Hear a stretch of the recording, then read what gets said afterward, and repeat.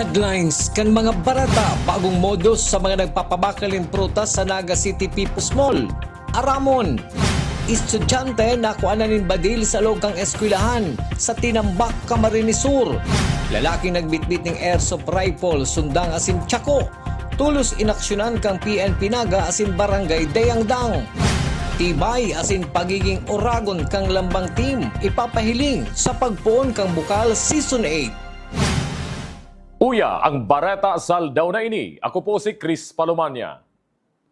Sa nakalihis na pirang aldaw, sunod-sunod ang namatean na paglinog sa syudad ng Naga. Huli ka ini, permima nakaalerto ang mga opisyal sa Naga City People's Mall. Ang detalye sa report ni Cristina Valenzuela.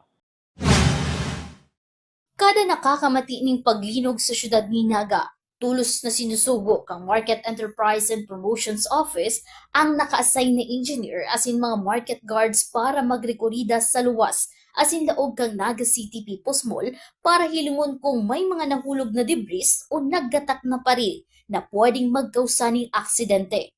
Ang bagay na ini ang nai-report naman sa lokal na gobyerno kang Naga. Sigon kay Market Supervisor for Tali Pabines, dawa mag-abot sa 7.8 magnitude ang linog, dayman tulos-tulos mabagsa ang establishmento, ulit tapusog ang pagkakagibok ang struktura, sabi sa report kang PICE. Alagad pigahandal kang MEPO ang mga naggatak na parte kang edipisyo na pwedeng makadisgrasya sa mga naglalaog sa merkado.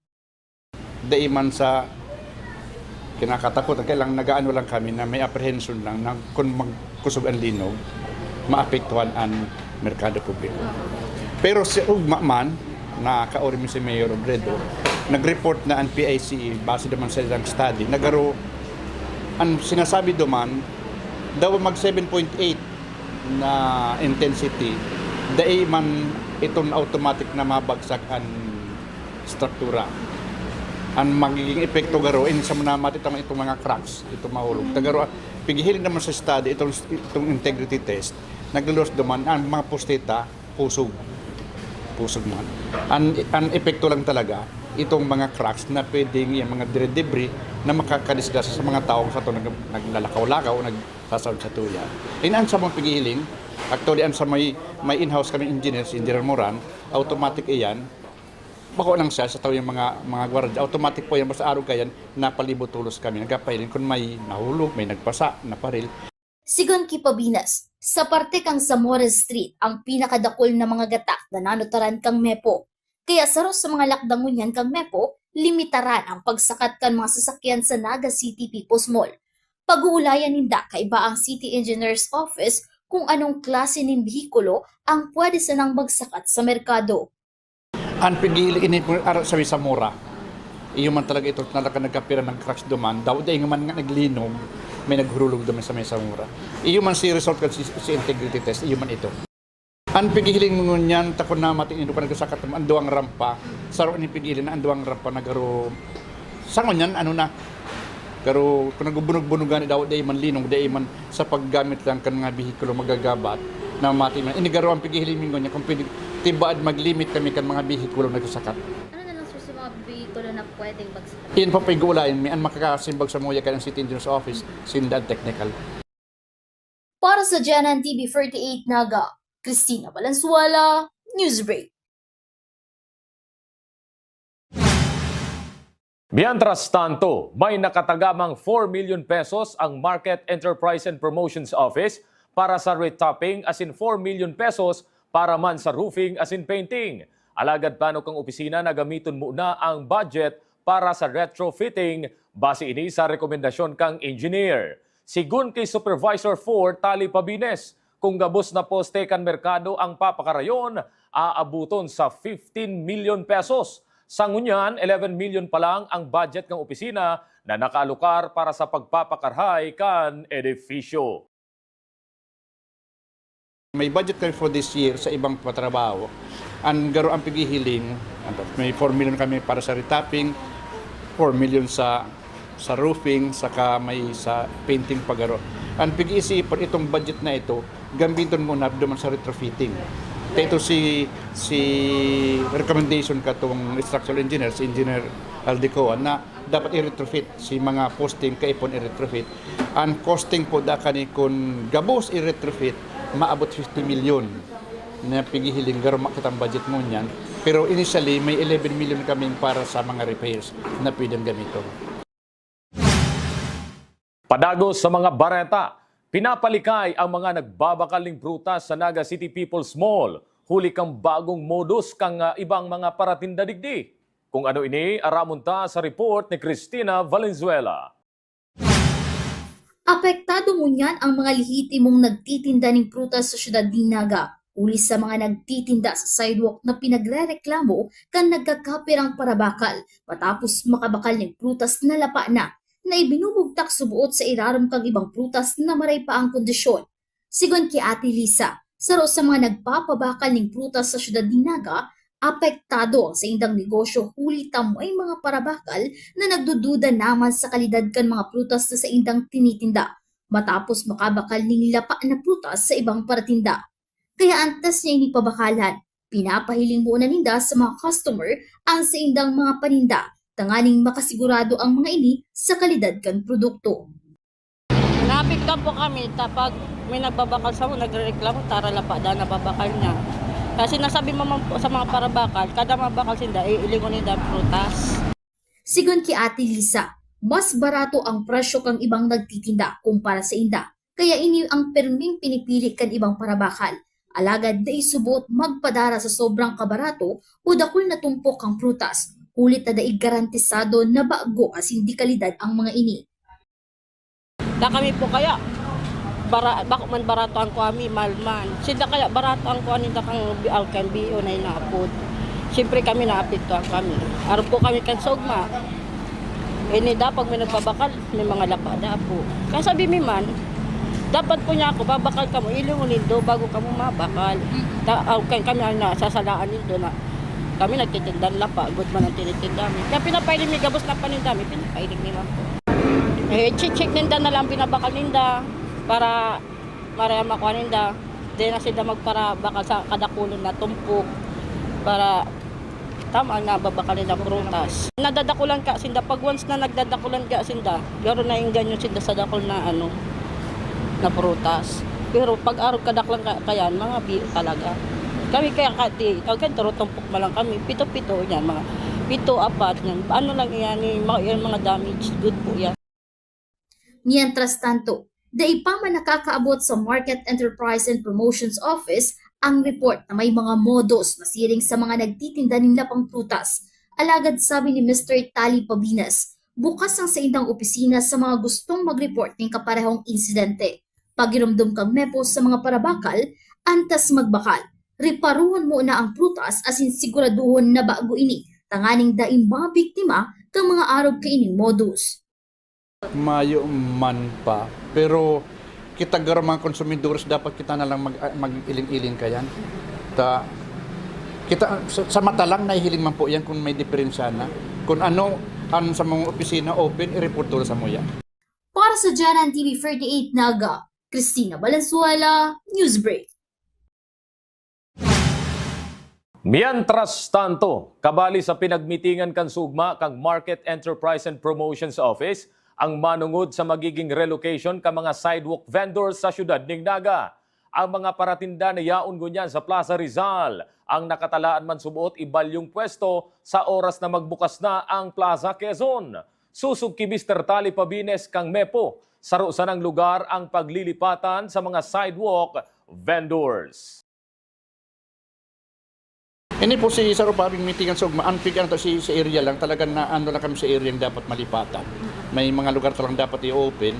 Pigiiling may pangani ining dating nakapalibot sa Plaza Rizal na 34 na iyan, na pag open kan Plaza Quezon, i-relocate sinda. Pigiiling may talaga ibang hilista.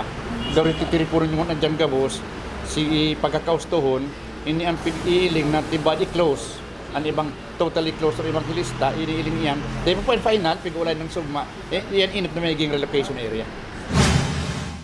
Sa iba pang bareta, nagpaluwas ng show cause order ang Land Transportation Office Bicol sa driver kang refer van na naimbuelto sa road crash sa Banwaan kan San Fernando, Camarines Sur kang nakaliis na aldaw kung saan may nagkapirang persona ang nairido. Sa laog ning 10 aldaw kay puhan magpaliwanag ang driver kung taano da siya pwedeng sa ngataning reklamong administratibo para sa reckless driving as in improper person to operate motor vehicle. Administratively liable man subuot ini kung mayong valid driver's license mientras na nagmamaneho. Maging ang may sadiri kang bihikulo ang papasimbagod man sa pagkuaning reckless driver. Nakaalarma naman ang bihikulong naembwelto sa road crash mientras na pinagre-resolbaran ang nasabing insidente. Sa samuyang pagbabalik, 15 anyos na estudyante sa Tinambak, Camarines Sur, nakuanan ning badil. Yan ang sinibapang nangingenot ng mga bareta, digdi lang sa GNN TV48 Naga Newsbreak.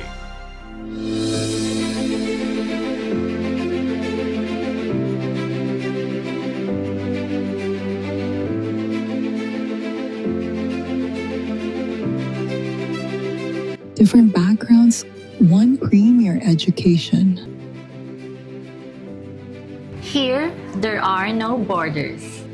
This is our school. This is our home. Beyond borders, beyond barriers, from Bicolano dreams to international horizons. NCF is where everyone belongs.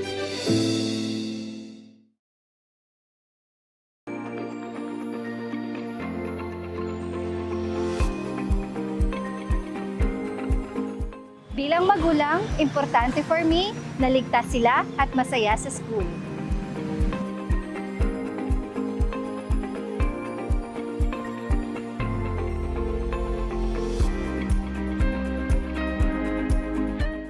At NCF, the energy just feels right. You come for the school, but stay for the people.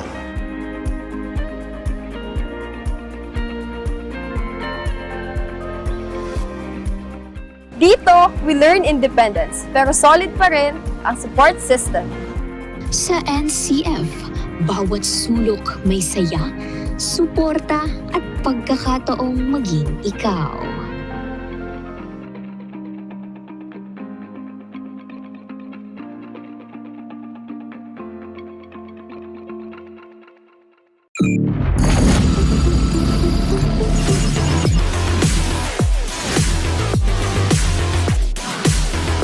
Invest in your dreams. We'll handle the innovation-powered excellence. This is how we lead the future.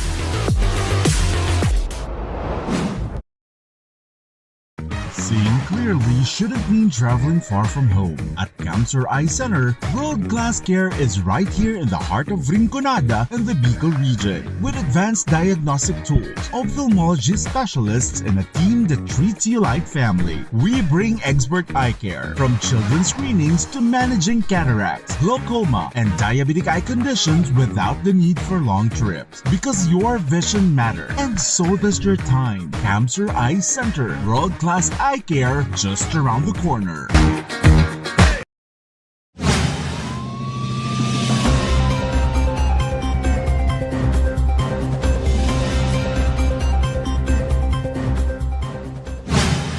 Sa pagpapadagos kan mga bareta, nakaulay na kang Municipal Social Welfare and Development Office kang Tinambak, Camarines Sur ang 15 anyos na aking lalaki na nakuanan subuot ning daipa sinasabing kalibre ning badil sa laog kang eskwelahan. Susog sa MSWDO, matapos madara asin maimbestigaran sa Tinambak Municipal Police Station ang nasabing aki, tulos ining pinagkua kang MSWDO kaibahan na magurang para ipasairarom sa intervention. Dahil na ma-face-to-face class ang nasabing estudyante mientras na nag-aagi sa magkakanigong intervention. Hasta sa pinagsusurat ang baretang ini, mayo pa man pinagpapaluwas na report ang PNP sa detalye kung paano nakuha kan estudyante ang badil, kisay ang badil, asin sa inya gagamiton ang nasabing armas. Mientras tanto, nagpaluwas man ning statement ang Camarines Sur Police Provincial Office mapadapit sa estudyante kang Tinambak, Camarines Sur na nakuanan ning badil sa laog kang eskwelahan. Ang marikasubuot na pag-report kan mga opisyal kan eskwelahan asin ang pagresponde kang PNP tinambak napugulan ang posibleng delikadong sitwasyon. Tinawan doon kang PNP Camarines Sur ang pagtarabangan kan mga magurang, eskwelahan, lokal na gobyerno asin kan komunidad. Sa iba pang police report, lalaking may kaiwal asin nagbitbit ning replika ning badil sa barangay Dayangdang, siyudad ning Naga, tulos inaksyonan kang Police Station No. 5 kang Naga City Police Office. Ang detalye sa report ni Melvin Machado. Ipinahiling sa GNN TV48 Naga News Team ni Police Major Arman Robio, Station Commander kang Police Station No. 5 kang Naga City Police Office, ang mga isinukong sundang airsoft rifle asin tsako kang estudyanteng nag-viral ang video mentras sa pinagkukumprontar ang sarupang persona na dainaman na hagop sa kamera. Matapos mahiling ni Police Major Robio ang naglalakop na video, tulos man ining nagpreparar na magpasiring sa barangay Dayangdang para hanapon ang lalaki. Alagad kusa naman ining nagpasiring sa estasyon para subuot magpaliwanag. Nahiling din po si Pos na ito nga itong nangyari sa Dayangdang. Kaya siyempre bilang EO Army, concern mo po kami sa EO Army, nag-focus ko tulos kami yung team na maduman sa barangay para hanapan po itong nasa video. Fortunately, paglabas media sa station, yaon na po si taong concern, and yun na po, nag-surrender man po siya, aram niya po nga na may video na nag-circulate sa media. Andaman na mag-aksyon ang Police Station No. 5 sakaling may magreklamo kontra sa nasabing persona na may bitbiting replika nin badil. Yan po, yaon man lang po si record me. Kung may mag-complain po na, kung may mag-abot pong complain at araw po ito nasa video, i-entertain po. So, mahalat po kami niya. Sa social media post man ni Punong Barangay Julio Sanchez kang Barangay Dayangdang, siyudad kang Naga, sinabi kay ni na nagkasundo na ang duwang lado na nag-urulay sa barangay. Mahiling man sa social media post na nag-abrasa pa ang duwa asin nagkaigwa pa ning group photo ang mga opisyal kang Barangay Dayangdang asin ang involtong persona. Para sa GNN TV48 Naga, Melvin Machado, Newsbreak. Sa ibang bareta, padagos pang pinag-aaram ngunyan kan mga otoridad sa Banwaan ng Bula, Camarines Sur kung si Isay ang may sadiri kang 70 puuning marijuana na nadiskubre sa atop kang bomba sa patubig sa barangay San Isidro, Bula, Camarines Sur. Si punong barangay Rico Javier kang nasabing barangay ang nagpaabot kang impormasyon sa PNP dapit sa nadiskubre nindang tinanom na marijuana. Pinagdaraman ini sa estasyon kang PNP sa Bula, Camarines Sur. Sa ibang bareta, 50 grams ning pinagtutubudang shabu na nagkakantidad 340,000 pesos ang na-recover asin nakumpiskar sa pahinanteng si alias Mar, residente kang Zone 4, Barangay Mabolo, Siyudad ng Naga, asin pinagkukonsiderar na high-value individual. Pinanginuotan kang City Police Drug Enforcement Unit, City Intelligence Unit asin Police Station No. 5 ang Anti-Illegal Drug Buy-Bust Operation. Nasa custodial facility ngunyan kang Police Station No. 2 ang suspect na dati naman nasa ngataning kaparehong kaso kang February 28, 2020 asin May 1, 2021. Suporta kang Philippine Army sa probinsya kang Camarines Norte kung maideklara na ini bilang stable internal peace and security, magpapadagos. Ang detalye sa report ni Juan Carlos Aguirre. Piglinaw ka 902nd Infantry Fight and Serve Brigade sa pamamayo ni Brigadier General Manuel Darius M. Rosuelio na padagos man giraray ang presensya asin suporta kan mga soldados sa probinsya kan Camarines Norte oras na ideklarar ng insurgency-free ang probinsya. Makalihis kaya kan pagdeklarar kan Stable Internal Peace and Security o SIP status kan banwaan ni Jose Panganiban, mas nagrarani na ang Camarines Norte sa pagdeklarang insurgency-free. Segun sa opisyal, daiman mawawara ang Philippine Army.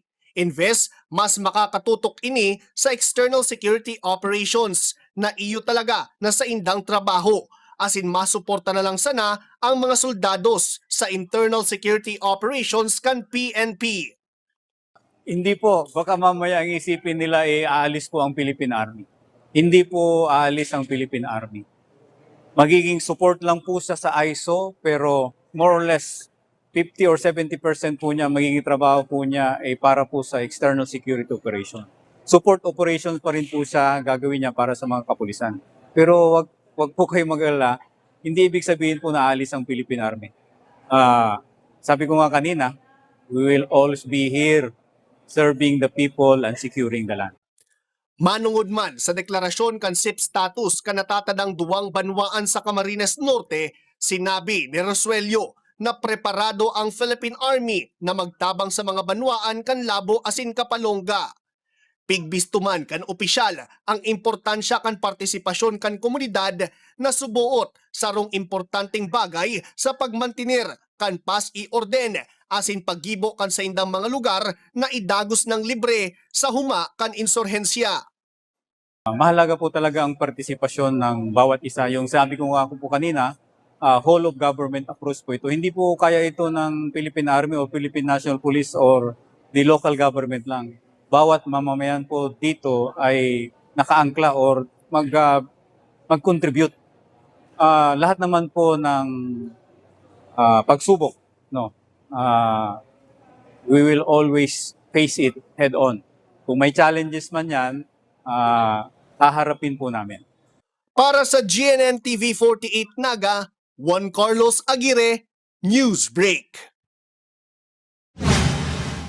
Tibay asin pagiging uragon, ipapahiling sa pagpuon kang Bukal Season 8. Iyan asin iba pang update sa pagpuon kang Bukal Season sa report ni Campus Correspondent Kate De La Torre. On the run, on the rush with a layup. Hermosa. No good. To De Guzman for 3. And that was good. On of the Hawks. Sabine. Wow. Masagre. Nagmamadali. A basket count. Bukal Season 8 preparado na para sa pagbubukas ngunya na taon. Bilang paghanda sa Junior Division, naglansar nin play-in para sa open slots ka nakaaging Hulyo 11 asin 12 sa UNC Sports Palace asin sa NCF Covered Court. Para sa Game 1, matrayumpong naiuli kan Holy Trinity Golden Eagle ang kapangganahan sa score na 6-8 laban sa SPJ International. Sa Game 2, nagpahiling ng tibay asin pagiging Oragon kan Dominican Greyhounds matapos may uli maninda ang tarayumpo sa paagi kan 79 points laban sa Sheffordville College Ram. Huli kay ni ang duwa, opisyal ng laog sa Bukal Season 8 Junior Division. Nagkaigwaman in second day para sa huring slot. Yawnigdi ang duwang team ang SPJ International asin Sheffordville. Pero sa huri, nakuakan Sheffordville College Ram ang huring slot para makalaog sa karawat. Sa mensahe man ni Commissioner Peter Barcelon, sinabi kay ni ang mga dapat abangan kan mga paradalan, players asin coaches ngunya na new season. For this year's new season, we have 12 teams, and dun sa 12 teams na yun, we have 3 teams coming in from the play-in. So it's new faces, new system, especially with teams from Albay coming here, going to Kamsur, competing.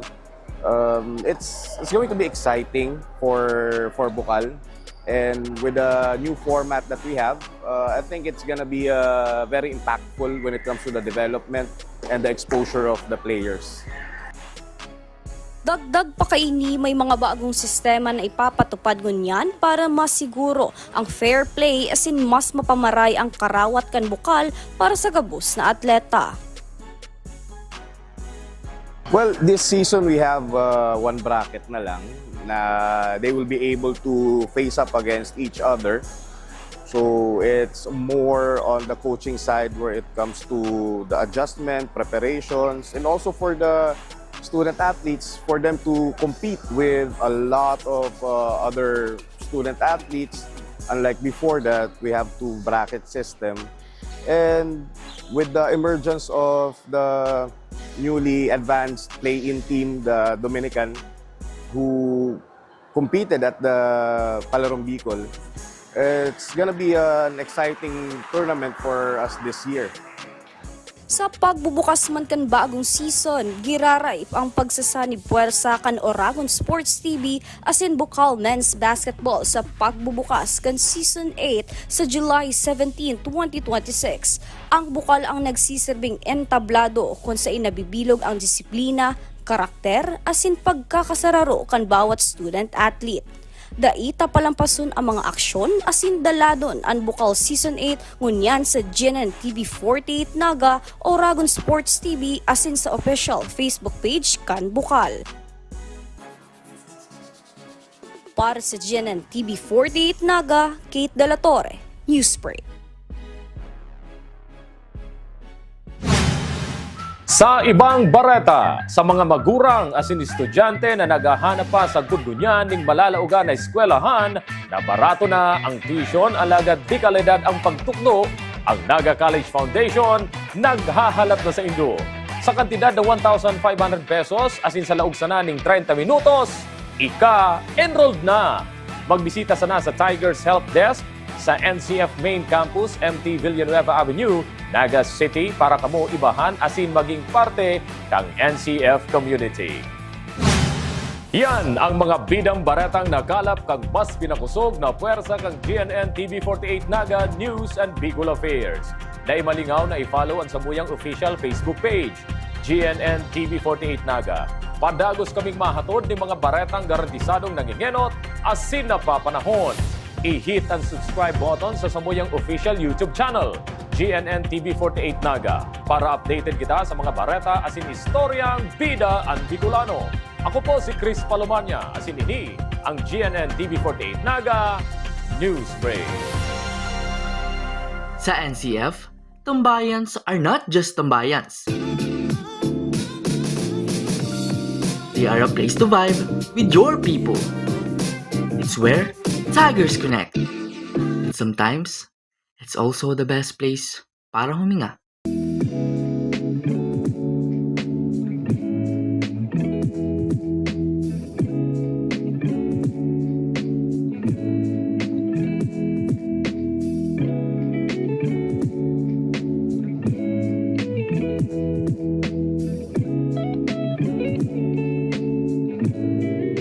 This is where our stories stay long after we leave college. The quiet witness of how we built our future.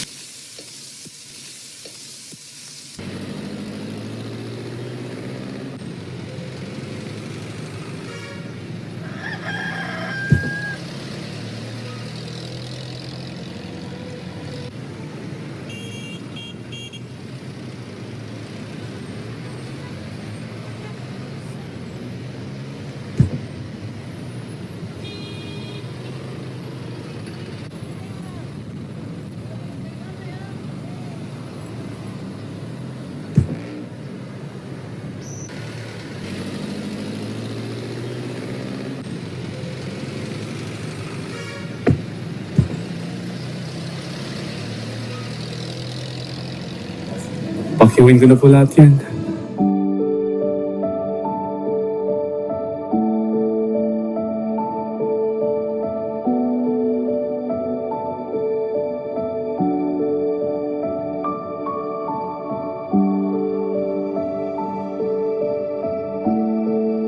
Humble beginning, global end. NCF, world-class affordable education for every Filipino family.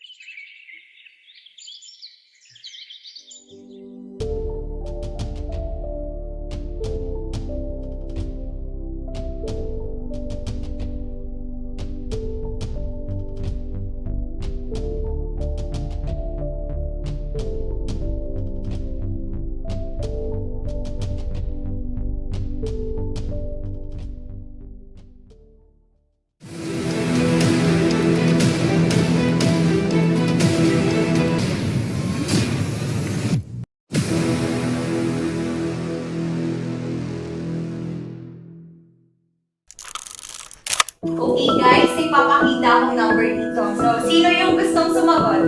Okay, anong number? Taling number. Wow!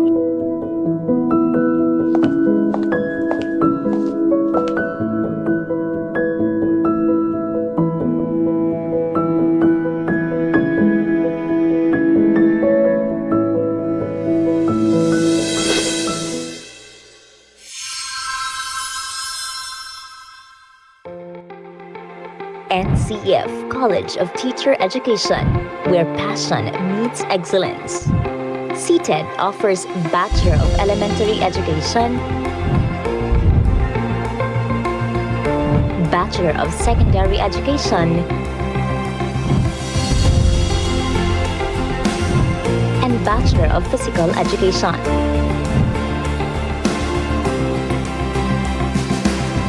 Future educators are shaped through technology-enhanced classrooms, modern science laboratories, and specialized learning spaces that support hands-on and interactive instruction.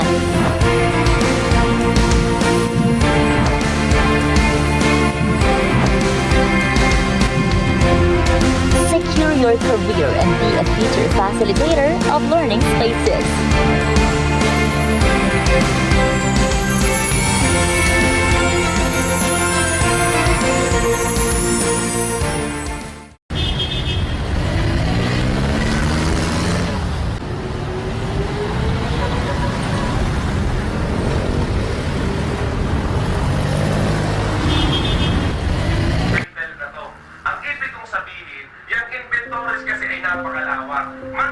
ang treatment kung sakaling trading, manufacturing, at saka service business. At ganoon din kung ano. Hanggang dito na lang ba talaga ako?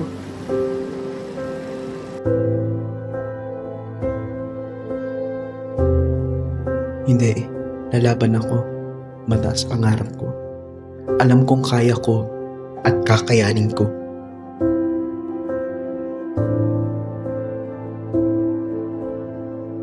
Nak, kaya mo ba? Opo, pa. Kakayanin ko para sa pangarap.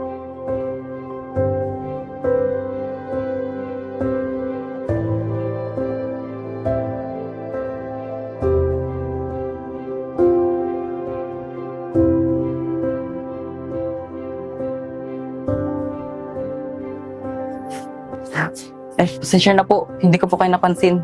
Okay lang, Jed. Is everything alright? Okay lang po, sir. Pasensya na po ulit. Jed, parang hindi ka okay. Is there something bothering you? Sir, sobrang pagod na po ako. Parang hindi ko na po kaya. Jed, naiintindihan ko. Mahirap maging working student.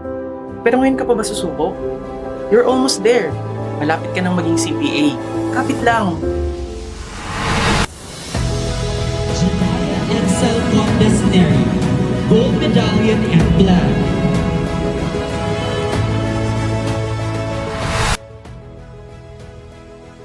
At para sa mga nangangarap na maging isang accountant, maging financial executive, o maging information system professional, padagos lang.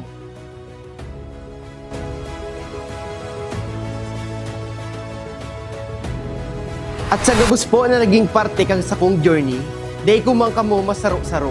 Gabos po kamo naging parte para ako maging sarong CPA. Ang Lord po ang magbalik kang biyaya na tig-share nindo sa kuya. Thank you po.